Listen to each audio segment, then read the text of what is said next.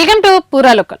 తెలంగాణ కాంగ్రెస్ లో కీలక రాజకీయ పరిణామాలు వేగంగా మారుతున్నాయి. శ్రావణ మాసంలోగా రాష్ట్ర మంత్రివర్గ ప్రక్షాళన పూర్తి చేయాలని ఏఐసీసీ భావిస్తున్నట్టు వార్తలు వస్తున్నాయి. సెప్టెంబర్ 10తో శ్రావణ మాసం ముగుస్తుండటంతో ఆలోపే ఈ ప్రక్రియకు తెర తీయాలని అధిష్టానం ప్రాథమికంగా ఒక డెడ్ లైన్ ను నిర్దేశించుకున్నట్టు కూడా తెలుస్తోంది.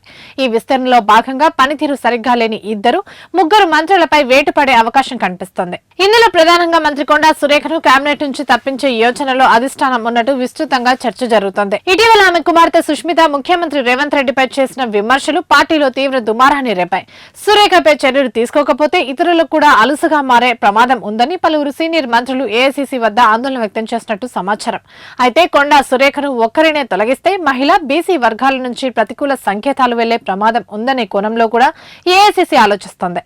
అందుకే అవినీతి ఆరోపణలు, పనితీరు లోపాలు ఉన్న ఇతర మంత్రులతో పాటు శాఖల మార్పులు కూడా చేపట్టి ఇది కేవలం పాలనాపరమైన సర్దుబాటు మాత్రమే అనే సంకేతాన్ని ఇవ్వాలని భావిస్తోంది.